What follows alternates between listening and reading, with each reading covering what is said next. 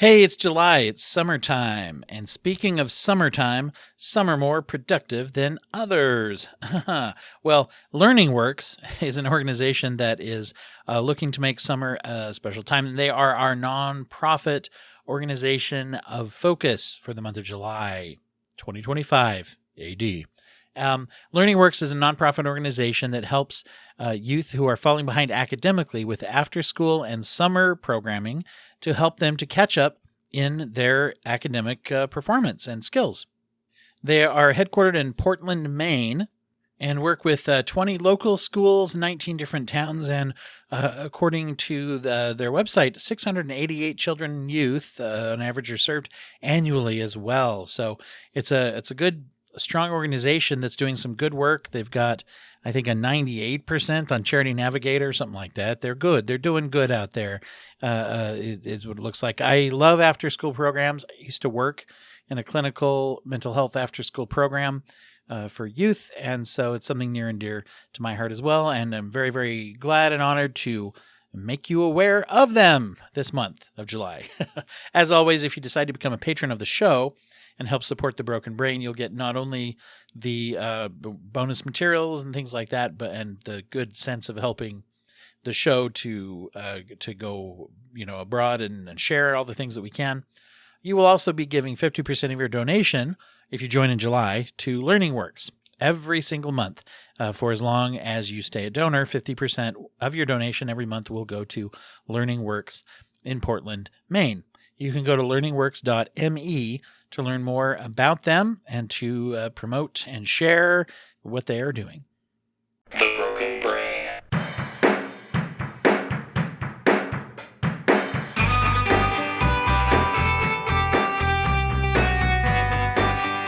Recording in progress. Hello, everybody out there. Welcome back to The Broken Brain. Really glad to be here with you. Those that are here with me, which is only one. We'll get to that in a second.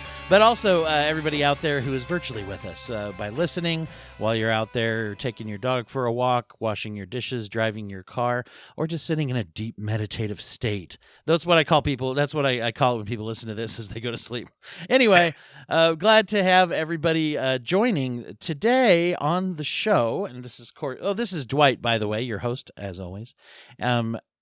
As we look at some of the intersections that we have between psychology and culture, society, and in this case today, particularly behavior and the way that we do things and why we do them. So my guest today is JonRobert Tat, as you go by, Tartaglione, who is joining today to help us understand. Now, JonRobert is a psychologist, a behavioral scientist, and an expert in really human motivation, why we do things, and a lot more that we're going to get into. So thanks for being here.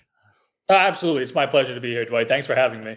I was going to say JonRobert or Tat. Tat is a nickname. I see it in between your first and last name in quotations. People can't see that while I say it, but if they read the title, they'll see it. Yeah, first and last name are lovely. My parents did a very nice job. It's very unique, but it's also a mouthful. So all my friends call me Tat. My clients call me Tat. You're welcome to call me Tat as well. Well, let's dive into tell everybody a little bit about your background. You've done a lot of consultations and a little more in that study and observe behavior side of psychology. I know you've worked with big companies, McDonald's, Visa. You've worked, with different times where people who would like to know why we do things in ways of sales kind of things, but also you've worked with lots of different organizations with all sorts of different goals too. Yeah, it's true. So, I've been studying psychology and behavioral science for quite some time now. I'm just finishing up my PhD. And when I was in a master's program back in 2015, 2016, I essentially, saw an opportunity. There were so many insights in psychology and behavioral science that had a lot of utility outside in the quote unquote real world. And so what I wanted to bring these insights to individuals that could use them. And so the basic idea of my company, Influence 51, was let's see if we can go to different industries and show them how they can leverage these insights to be better at what they do. And so that takes a variety of different kind of shapes and forms. with my corporate clients, you mentioned a few of them, their leaders want to understand the psychology of motivation or the psychology of connection or inclusion. Political clients want to understand the psychology of message framing and voter turnout. Nonprofit clients want to understand the psychology of donations. And I even get to work with some kind of more, I guess some people consider it a little bit more unique applications of my work. I work with legal teams on juror decision making. I work with financial advisors on how to influence prudent financial choices. I even get to work with restaurants on redesigning their menus to impact the choices people make when they go into their establishments. So it's quite an eclectic mix. Well, and I'm always fascinated, by the way, with jobs and career tracks in psychology that are not. People usually think of, if they think really hard, they think of two. Usually, the first one people think of is clinical work, right? Yep. When you think of that, and then the other one, if we think once again, we think really hard, we might go, oh yeah, academic and research in that area, which is probably much closer affiliated with the direction you went, is the academia, the research. That type of thing. But this is always interesting. Knowledge of psychology. In fact, I think every college major should require, in sciences and stuff, I think they should require some psychology instruction. You and I are biased in that area, but hopefully that's not too radical for anyone who listens to this show. I'd be surprised. So people write in, no, it's all bunk. No, it's a weird choice to listen to, but. Anyway, but kind of going down a track, how did you decide to go into this kind of measuring, observing, predicting, motivation? Yeah, it's a good question. So I actually, I didn't take any psychology classes in college. I took one pass-fail course. I passed it, which was great, but I never really had an interest in psychology till I graduated. I graduated from my undergrad university, and it was kind of like a dog who had caught the mailman finally. Or I had been told my whole life, go to college, go to college, go to college. I went to college, I got the degree, and I kind of didn't know what to do. I was somewhat directionless. And so I became quite a voracious reader because I was trying to figure out what it was that interests me. My undergrad degree was in philosophy, which was very interesting, but the job market can be a little anemic for philosophy majors. But it is the precursor for psychology. I remember that was one of my first introductions to psychology, was my professor undergrad talking about how philosophy is what came before, right? Yes, I agree. And what I will say too is, I'm jokingly dismissive of philosophy as something that will springboard you into a very lucrative career path. But in all honesty, I think philosophy is incredibly valuable as a way to teach people how to think, how to ask the right question. I think it's immensely valuable. But for me, what attracted me to philosophy was I loved hearing all of these kind of more theoretical musings on human nature, on what makes us tick, on what makes us, fundamentally us. And so for me, psychology, and my first kind of introduction to psychology was in social psychology. This for me was like the empirical counterpart to philosophy. These people also wanted to know what moves us, what makes us tick, but they wanted to study it in a little bit more of a rigorous fashion, right? And use science as the tool to do that. And so for me, psychology scratch that itch of who we are, what motivates us, what drives us, what makes us us. And, from then on, I just realized that I enjoy teaching people about these things. And I think, there's a lot of utility in a variety of different industries in understanding a few of these insights. Well, and thinking is interesting. And this kind of broadens over all of the things that psychology touches. And I witnessed this in classes, and I've witnessed it, of course, with people. People think if I feel like I'm smart and I feel like I have good instincts, I feel like I know how I think.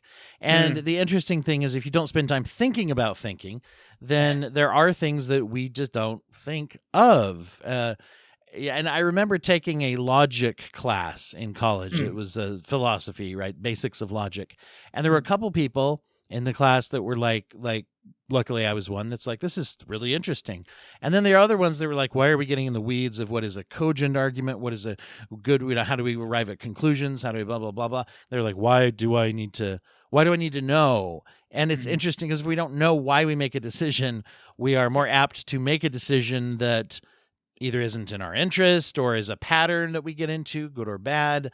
And we just kind of luck out if we're thinking, healthy versus unhealthy thoughts because we don't know how to define it. Right. Yeah, I think that's absolutely true. And I think this idea, the interesting thing about psychology is every individual has to develop their own, what we call lay psychologies, right? We have to develop our own ideas about how people think, how they make decisions, how the world works, because that's the only way we can traverse a really complex social world. We have to develop models, our own models of like what people do, why they do them. But the thing that we don't realize and what you're alluding to is that, our beliefs about kind of what works and what doesn't, how the world works and how it doesn't, are biased, and they're a very small sample size, right? They're a sample size of one. They're only you. And we don't understand kind of how who we are impacts how people interact with us in ways that they might not interact with others or in other circumstances. And so, I think psychology, one of the beautiful things about psychology is it is able to aggregate data from a bunch of very different individuals and really weed out the signal from the noise and tell us this is how most people tend to think in these particular situations. Now, there is no certainty here. And anyone who tells you there's certainty is selling you a lie. They're selling you something, or they don't understand enough themselves. But what we can do is we can find really meaningful patterns in this data and use these to make ourselves better leaders, better communicators, better behavior change agents. Mm-hmm. Yeah, it's interesting to look at trying to quantify human behavior and human thoughts, and at the same time admitting that nuance you just said, which is that we can't compartmentalize everybody or tag everybody or have everybody be like, yeah, well, they all fit into this mold. So it's an interesting thing. I'm curious about if someone asks that first question, if you're sitting down, whether it's a client or just, someone on the street who recognizes you, whatever, who says like, so why do we do things? And there's a balance in here that you just said, the balance of individualization and getting to know that versus, well, if I'm marketing something, I need to kind of think of pack mentality probably to an extent, right? Yeah, I mean, I am someone who, especially when I work with clients, particularly prospective clients, because my current clients already know this, I really want to be radically transparent about what I can provide and where the limitations are. And ultimately, what I can show them is the kind of biggest value add that I'm bringing is we have a compendium of literature sitting in the social sciences unused. Things about how to change people's attitudes, how to change their behavior, how to change their decisions that most organizations just have no idea about, right? And so that's all kind of sitting there, and I want to bring that to them. I want to kind of share that with them and make it palatable and digestible and applicable for them. But where we have to be really honest and where I try to be kind of radically candid is that these studies are often done in situations and under circumstances that might not be exactly like what you're going to be bringing them into, right? If I'm teaching a client about loss aversion, I'm teaching them how loss aversion works and how you can integrate an understanding of loss aversion to refine your communication strategy or your behavior change strategy. I need them to understand that some of the studies I'm referencing, the people who took part in those studies might not look exactly like the sample that you're trying to kind of influence in some way or another. And so there is a little bit of, hey, this is the best idea that we have in science of how this would work, but whether it will kind of work exactly as it has in the lab remains to be seen. Now, some studies are better than others. Some studies are able to be more replicable than others or generalizable than others. But the point is that they might not replicate exactly the way you see in the lab. And so the way I will kind of explain it to my clients is I like for them to think of it as in the medical field, right? When you have a new drug, you have something that in lab studies has shown real promise, but we don't really exactly know how it will interact in the particular environment we're about to put it in. Are you willing to take that risk? And that's kind of how I approach my clients, right? We know how this works in academia. We've seen a bunch of different studies that show that humans tend to do this. Are you willing to take this risk, understanding that it might not exactly work this way, to potentially make a lot better strategies, a lot better leaders? So you're not coming, and this is, by the way, a great sign to me when I do interview people or just in general consuming any kind of content that's out there. I find that I naturally gravitate to nuance because, like you said, and we get this all the time across psychology, where it's like, I know what someone's gonna do. Shows like Lie to Me or one of those, Yeah. where we predict. And then on the other hand, even in clinical kind of work, right, we get that too, where it's like, oh, what's the magic thing to say? What's the one thing to say? What's this? Listen to these sounds on your headphones and you'll cure fill in the blank forever. Kind of things like that are like, it's very, very, just very, very one note kind of thing. And Almost so, demeaning. right. And that's, yeah, exactly. When you are sending that message of like, here's what I can. So when you come in, it's not do this, they'll do this kind of thing. It's more, let's talk in intelligent, nuanced conversation, perhaps, about, what's the goal and how do we get there? Right. Yeah, I think that's exactly right. When they bring me in, what they're bringing me in for is they're bringing me in to share with them, this is the best research we have in academia for how you can meet your particular goal. Now, what that goal might be can be very, very different, whether it's, influencing a client, a customer, creating persuasive communications, behavior change, et cetera, et cetera. But they come to me and they say, hey, we have ideas about, what we think might work, but ultimately we're looking for something data-driven, something research-backed. So they come to me, and what I do is I share, hey, here's the best research we have in academia that could possibly be applicable to what you're trying to do. Now, my value, I think, is really twofold. Number one is I do have a very good kind of repository of research that I can bring to them about kind of what studies you can use. But ultimately, there are a lot of people who are a lot smarter than I am, right? But where I tend to excel and what these clients tend to appreciate is I'm able to explain these concepts in a way that makes sense, right? Without glossing over nuance, without kind of being too, blunt or straightforward or directive. I'm able to explain these things in a way that is palatable, is digestible, and a client who's not familiar with psychological research or behavioral science research can immediately say, okay, I get that, and I get how I could apply it to my behavior change effort or to my communication strategy. And so that, I think, is really where my value lies. But ultimately, it's in being able to have these conversations with clients to equip them with a bunch of different tools that might work for the job that they're trying to do. No, it strikes me that the clarification of organizational goals, right? As you're talking about this, I'm picturing kind of a scale of, I don't know, customers or outreach resistance. Let me put it that way. On the one hand, you have maybe more sales and marketing oriented, where it's like, we want to give you, we want to get you to get this product.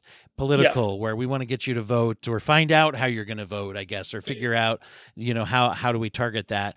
That to me is on the one scale of like, you're going to have probably a higher amount of people saying like, don't tell me what to do, or even saying like, I don't necessarily think this product is good for me, or I don't want to buy it. Right. And so there's those, whether it is whatever. And then on the other side, somewhere in there, you pass maybe nonprofits in the middle, and trying to say, I do want to, but how do we get, to actually motivate me to get behavioral? And then when you mentioned like, even like structuring something with like a restaurant, I come in, I want to eat. So I'm collaborating in that case, probably with, you're trying to get me to eat something. I already showed up. I want to eat something. Now, how do I get to what, how do I understand, right, the flow of information, or how do I feel good inside, all that kind of stuff, right? So there's this whole thing, resistance to compliance, I imagine, that enters in when you're Yeah. when you're talking about a goal. Yeah, it absolutely does. And the thing is too is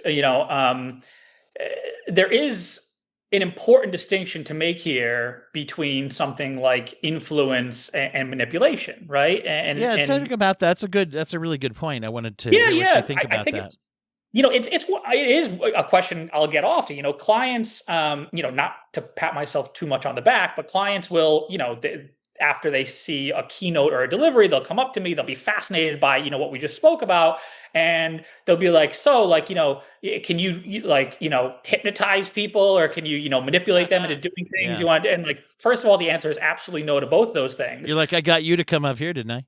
No, I'm just kidding. Yeah. But ultimately, what I do, what I term influence, because it's kind of the broadest term I can use that encompasses all that I tend to do for clients. I really try to make clear that what we are not interested in doing is manipulating someone. Now, manipulation has this kind of coercive element to it, right? Trying to force them to do something that's against their will, or they don't want to do, Or their or that, interests. Yeah. or Yeah. against their interests, right? Now, I do think that now there's two ways I can do that. Number one, I can make sure that I kind of stand strong with my own ethical convictions.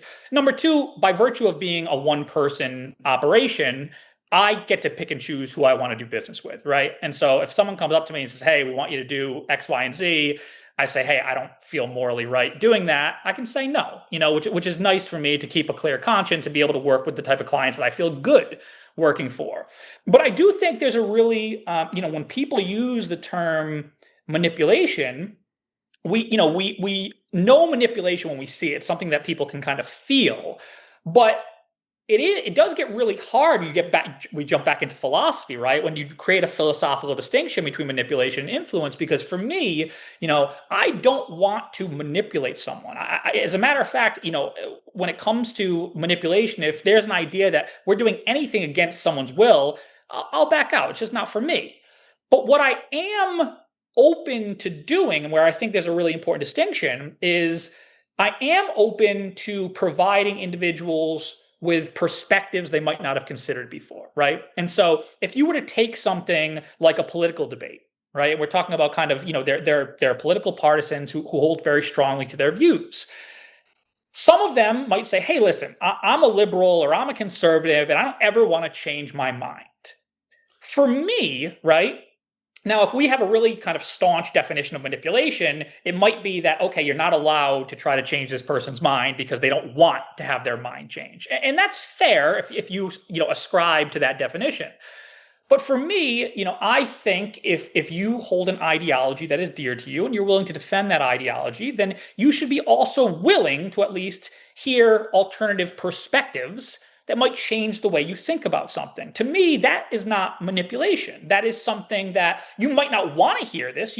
But if I can provide you with a perspective you've never heard before that changes the way you look at a topic or look at an issue, I think, to me, right, that's influence. And that's something that, might straddle the domain depending on how you define manipulation. But I am very much of the opinion that perspective taking and perspective changing is incredibly powerful, and it should be something that's in our toolkit when it comes to changing people's minds. Well, and so let me hit you up with this. So it sounds to me like one of the things in the ethical considerations you're having is, and tell me if these are good examples. There's a difference between saying if we make up certain statistics that don't exist in the real world, we can motivate people with fear or desire or something like that, versus on the other hand being like, if we can overcome a defensiveness to present maybe either real information or our perspective on it, then that's more just trying to get someone to listen and hear us out. Are those good examples? I actually think that's perfect, right? The first one is very clearly manipulation, right? You're trying to kind of, which can push work, someone. obviously. It can work, but it's so deceitful and duplicitous, right? To like give them these fake facts and figures to try to change their mind. And the thing is too, is it's such a short-sighted strategy to use, because individuals, when they realize they've been manipulated, they tend to push back even further. You get what's called a rebound effect, where individuals become even more staunchly against what you just got them to do temporarily, right? And so that type of short-term coercion is really short-sighted. But I think the other point you use is really great. This idea that if you can kind of, you described it really well, right? Create a space where someone is open to hearing a new opinion, or you can give them a new way to look at something. And that's exactly what I talk about. So I, in my work, influence is this incredibly complex, multifaceted topic. It's something that I couldn't cover all of what influence encompasses if I was on your podcast for 3 weeks, right? There's so much of it. But and we're only booked for 1 yeah. week. For those that are listening, that's how long this is going to be. So I have tried to basically figure out, like, how can I condense as much information as I can into a few principles that my clients can quickly grasp. And so I've created what I call the 5 principles of influence, which are basically, if I were to teach people only 5 things about kind of the factors that influence how we think, how we make decisions, how we behave, what are those 5 things? Like, what would I teach them? And principle 4 and 5 are actually the ones you're hitting on. Principle 4 is that our approach matters, right? And what I mean by that is, a lot of people view persuasion, right, trying to convince someone, as like a battle of arguments, right? If I give you an argument with just the right amount of data and just the right amount of statistics, if I shove that down your throat and you have to acknowledge it's good, I'm going to change your mind. Okay. Now, if we were perfectly logical decision makers, maybe that would be the case. But ultimately, persuasion isn't about force. It's about creating a space where someone's willing to listen to your data and statistics. And so I use this analogy where I say you have to think about someone's mind as private property, right? Where if you were in your front yard gardening, right? You're sitting there gardening. All of a sudden, I walk by with a beautiful flower, the most beautiful flower you've ever seen. But without asking you, I jump your fence, I run into your garden, and I start digging up and trying to plant this flower, right? What's the first thing you're going to do? You gotta kick me off. Yeah. You gotta say, get the hell out of it. What are you doing? And you're gonna respond with defensiveness and maybe even some aggression and hostility. And I use this analogy, right, because it shows our propensity for what psychologists call psychological reactance. Psychological reactance is basically when we feel that we're being forced into something, we instinctively push back, right? So when you see a "do not touch the art" sign, what's the first thing you want to do? Yeah, you're going to see what that art feels like. Exactly. You want to touch the art, right? That's psychological reactance at work. It's a feature of human psychology that's designed to kind of help us preserve our agency, our autonomy, right? And so the first thing you're going to do if I storm onto your yard is you're going to try to push me off. That's psychological reactance. But the second part of this analogy that I think is really important, right, is it doesn't matter what I'm bringing, right? I'm bringing the most beautiful flower in the world, but if I don't do it in the right way, you're not going to accept it. And it's the same. Go ahead. Oh, yeah. No, I was going to say, it strikes me that if I have a neighbor out who's seeing what's happening, or even to call the authorities, other people are going to join my cause, not yours, if they show up. They're not going to be like, that's right. Hey, hold on, Dwight, that's a pretty good flower. Maybe you should chill out, let him rip up the yard. So it spreads, and then I tell that story, and people are like, yeah, I'm with you.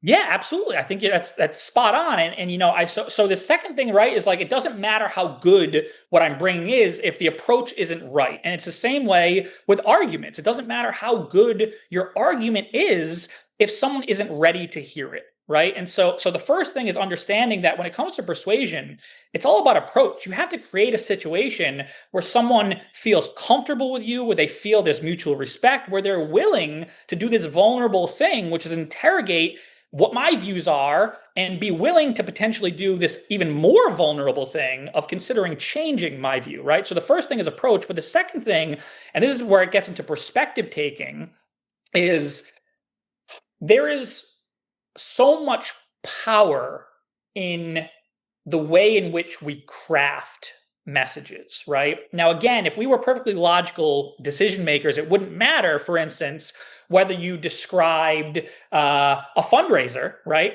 as an annual fundraiser or a once a year fundraiser, because they're both exactly the same thing.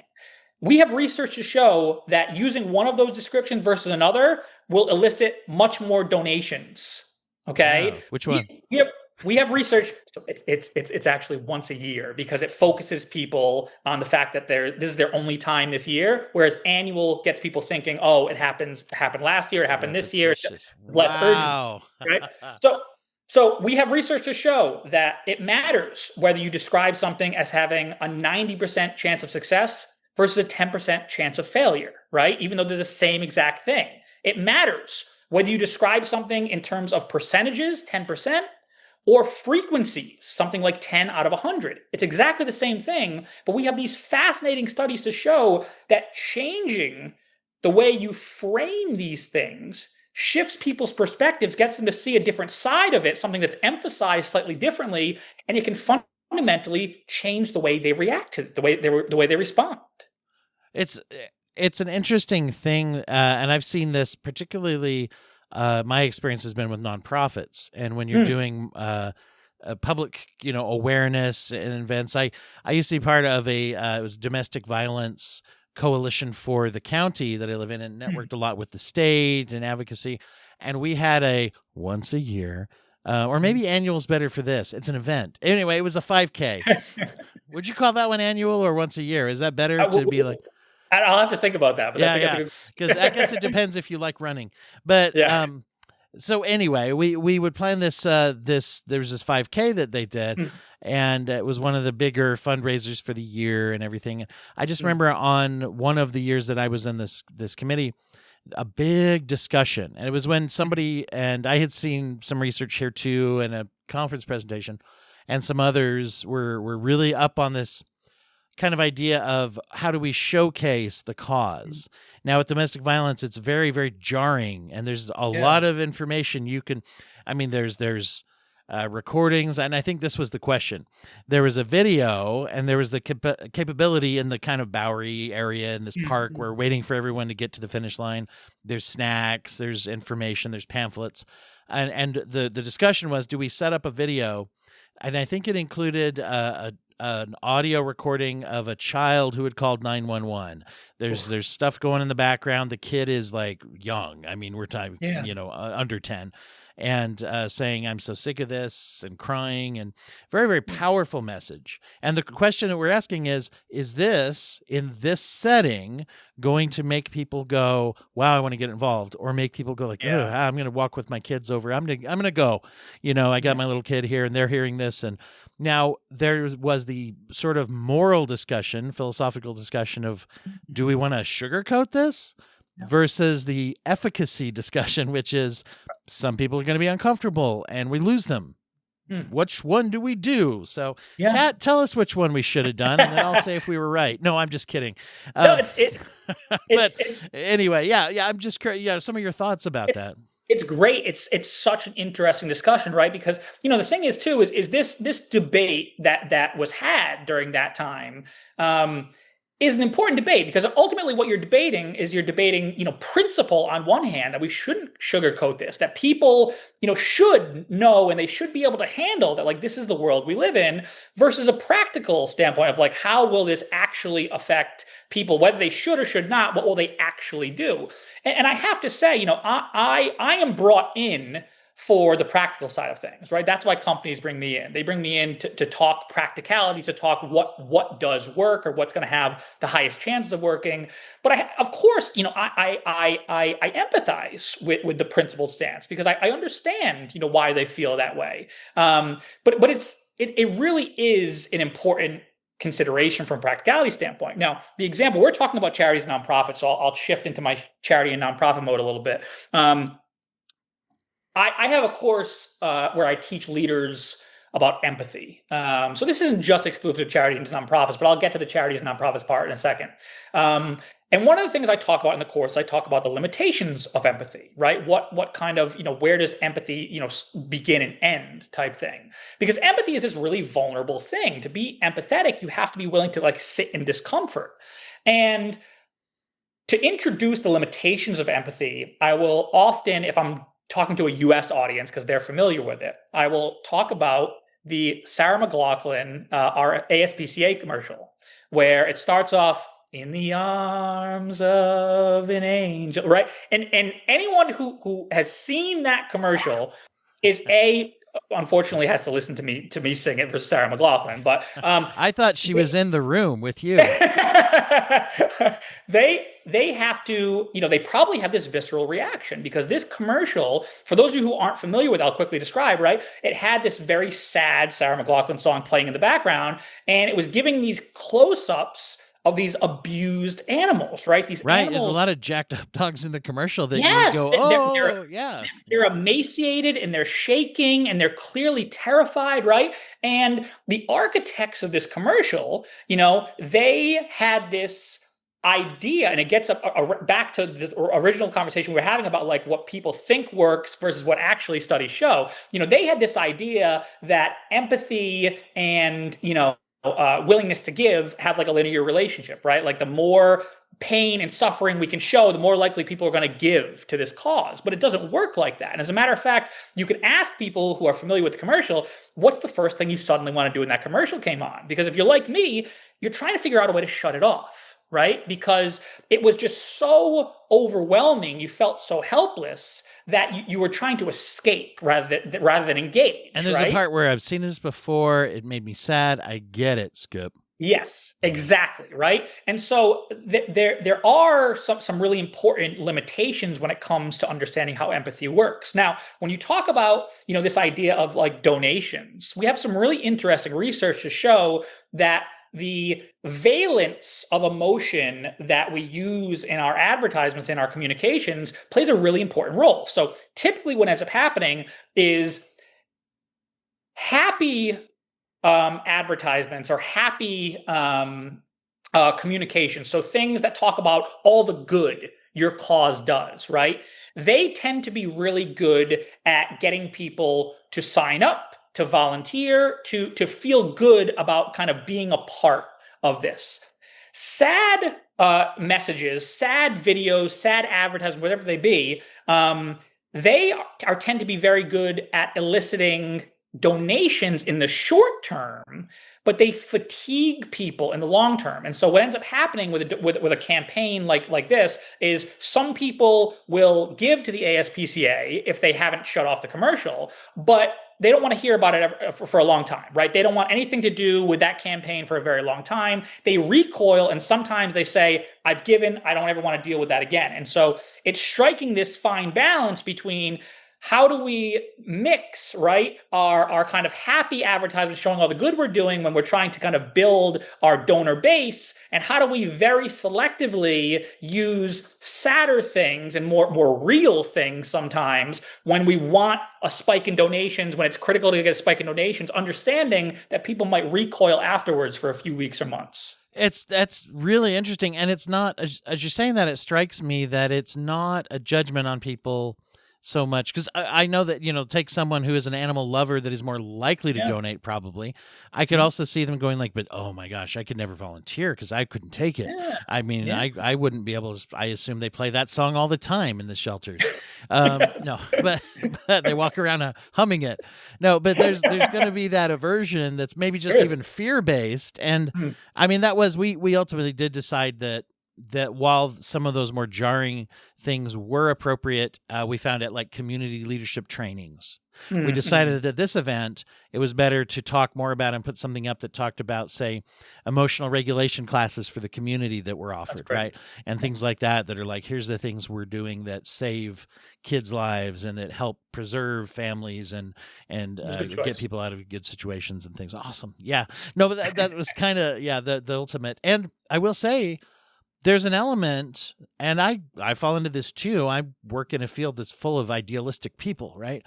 There's a little part of us, especially over a certain age, where there's this feeling of kind of like, that we're backing down somehow, or I really think this will work. And what's the difference between what I think will work and what is observably researched to do a certain thing? Right. I mean, there's a difference there, and our brains have a hard time, our emotional instincts have a hard time embracing Yeah. one over the other.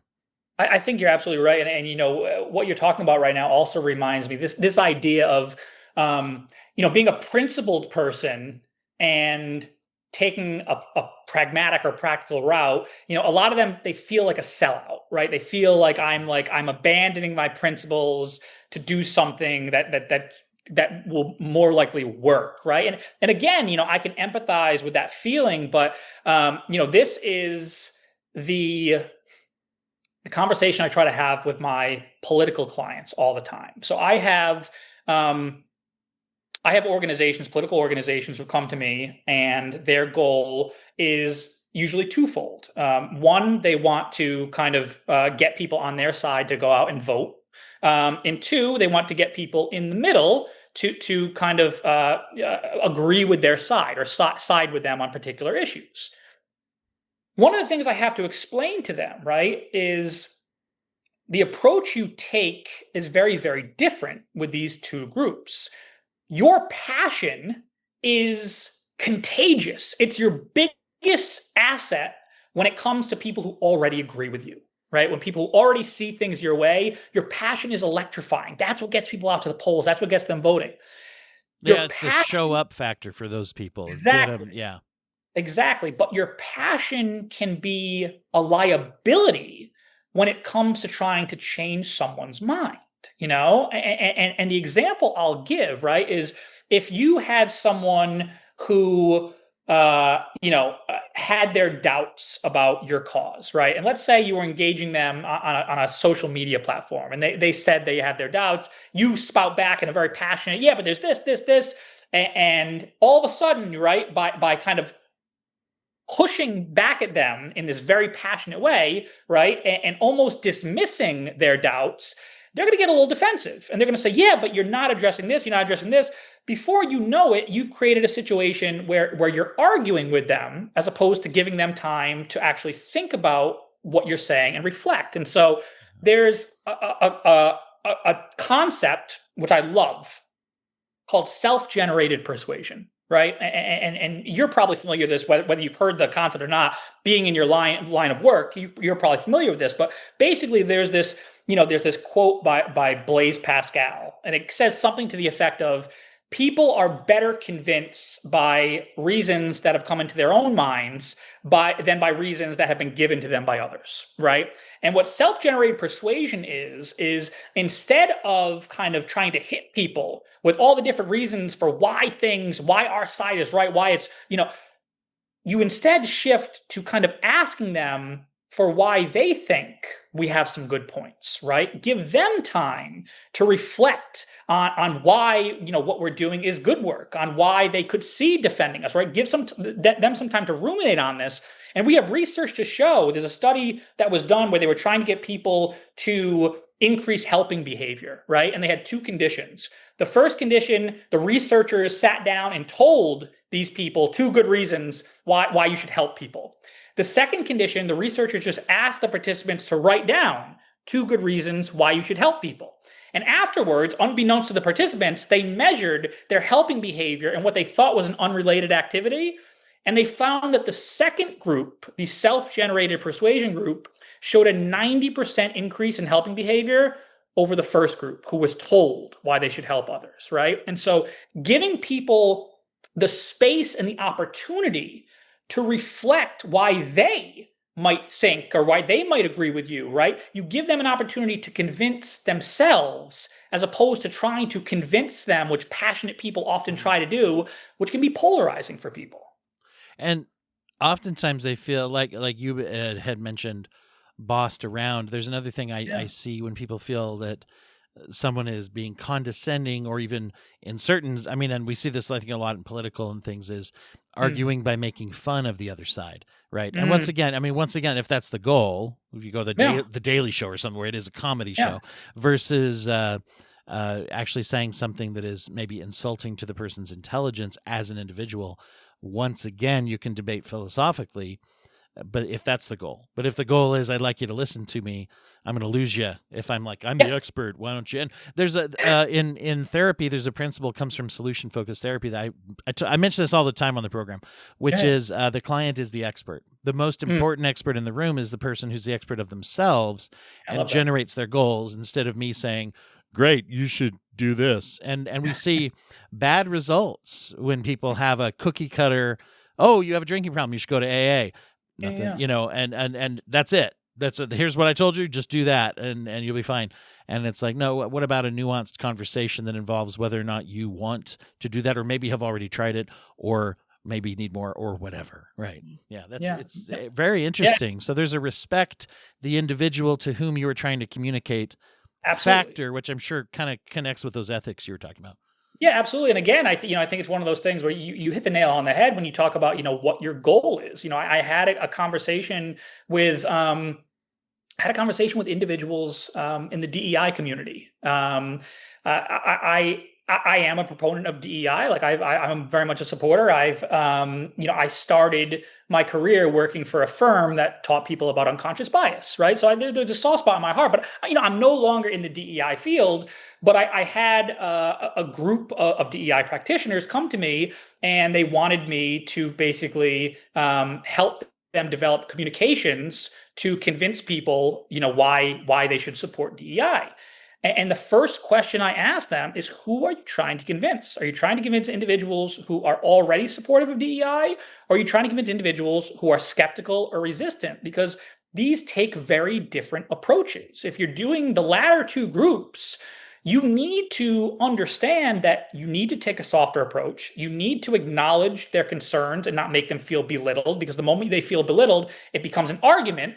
Right? It becomes me proving why I'm not stupid, as opposed to listening to what you have to say. But you also have to kind of understand that this approach is not guaranteed to work, and you have to be resigned to the fact that the most you can do is give them different perspectives to look at, do it in a way that they're going to be most likely to be receptive to it, and then give them the time to reflect. Some people might change their minds, some people won't. But the point is you can't force anyone to do anything. The moment you start pushing, they're going to start pushing right back. It's do not touch the art all over again. Mm-hmm. And one of the things I really respect is that you do work, and we didn't get as much into this specifically, but you do work with the ethics of inclusion and trying to include people. In fact, your publicist reached out to me in response to one of the highlighted charities we did a couple months ago, which is the Transcending Barriers for Trans Individuals, helping them. Anyway, that's something that motivated me a lot, by the way, to say, oh, wow, you have an interest in this area of including, which makes sense. Because sometimes we forget that following an ethic, say, here's my ethics and here's, and it's nice when you look and say, well, the research actually indicates that when people do feel included and looped in, it's going to work better too. It's not just the right thing to do. It's actually the most correct chance of success in the goal as well, right?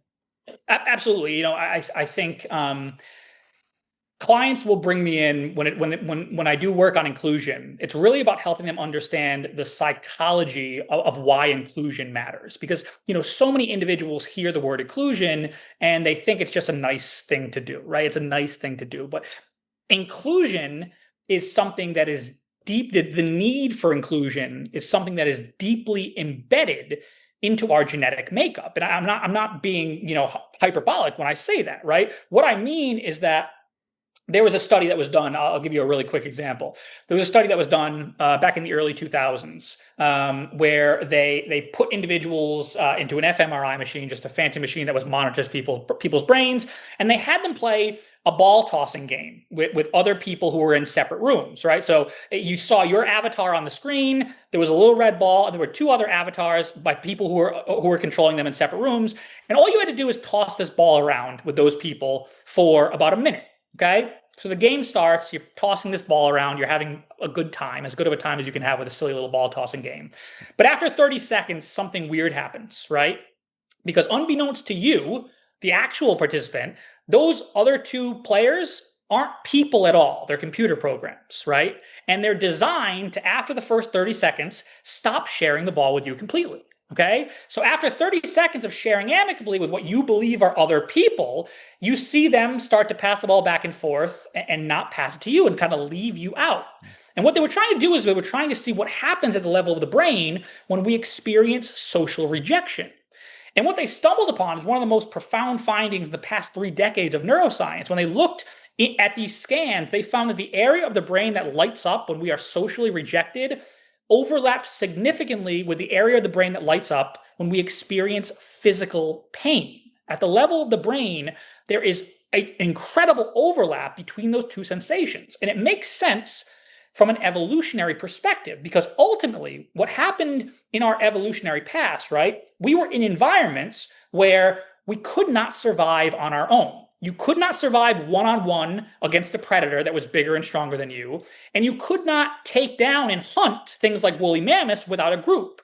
And what that means is that if you were kicked out of the group, you pretty much died, right? That was almost a certain death. And so we have evolved to be incredibly sensitive to social rejection, because social rejection in our evolutionary past was just as much of a threat to our survival as physical pain was. So wow. Inclusion is incredibly powerful. It's something that we need in order to feel like we are completely safe. And that's where you do see people when they get caught up in extreme like discrimination and isms, racisms or sexisms or homophobia or what. And oftentimes that you see people get angry and they get destructive and they get violent and things in the most extreme cases. So even amongst the people who are perpetuating the exclusion, they also are damaging not only others but themselves too. And then of course there's the people who are on the receiving end of that who get extremely, who are primarily the innocent victims of that as well. Wow. Well, there's so much, like you said, there's entering our third week philosophically here is how we could keep going and going. But I want to give people a chance to follow your work. I think it's very fascinating, important. Before we do that, I have my little magic question at the end of the episodes, which is I like to ask people if they have a charity or a nonprofit that they would like to highlight. I've run into, one or two of those in your career. Anyway, is there anything that you'd like to share with people? I appreciate the opportunity. I love this. This is a great idea. And so, I think I'd be remiss if I didn't highlight the charities and nonprofits that I have a very close working relationship with, because they've been amazing. They do amazing work. And so Boys and Girls Clubs of America, exceptional organization. Big Brothers, Big Sisters of America, great organization. Ronald McDonald House Charities have houses all over the world that do such incredible things for families dealing with really the unthinkable, right? A sick child. And I'm hoping very soon to start doing some work with the Leukemia and Lymphoma Society. So I'll shout them out as well. All great organizations. Yes, yeah, and it seems like you tend to gravitate. Well, a lot of those I notice have to do with kids, obviously, but also they're also very practical on the ground. Here's a place you can go when you're sick. Yeah. Here's a place you can go when you don't have a place every afternoon to go. And here's a mentor. Yeah. Anyway, very, very cool. Thank you. I really appreciate that. Well, tell people where can they find you? Goodness. The number one place to find out about my work is Influence51. That's influence51.com. There's a lot of stuff there about my work and some of the things that I like to do with organizations and even individuals. I have a LinkedIn. If you want to go on my LinkedIn, I will admit on this platform, I don't like LinkedIn, and I think it shows by the frequency with which I post on there. And every time I do post, it's like a very self-deprecating, begrudging type post. Like I have to do this to potentially get some new clients, but I am on LinkedIn, JonRobert Tartaglione. You can find me on there as well. And honestly, if you'd like to reach out to me directly, I'm happy to answer any questions you might have. I'll give my personal email as well. It's CEO at Influence51. So CEO at Influence51.com. Love to have conversations about these things. So if anyone wants any clarification or to keep the conversation going, reach out. Happy to talk about it. Wonderful. Thank you. Thank you so much again for being here. And, of course. once again, very, very fascinating things. And if we understand how people are influenced. We understand ourselves. We also understand what people are trying to get us to do. That's true. And I appreciate you educating people about that as well as helping people do that. So thank you. It was my pleasure, Dwight. Thanks for having me.